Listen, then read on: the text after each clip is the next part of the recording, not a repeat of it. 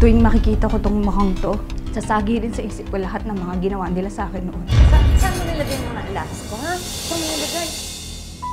Dahil sa kanila, nawala sa akin ang lahat. Buti nga sa'yo!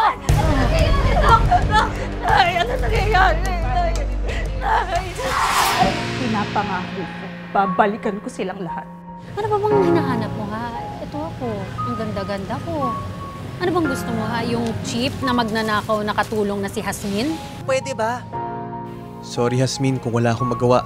Anong mananagot yung Hasmin na yan? Naku, hindi ako papayag na mapunta sa isang magnanakaw ang anak ko. Hindi pwede. Wala namang masamang makiramay kahit sa hindi ka kilala.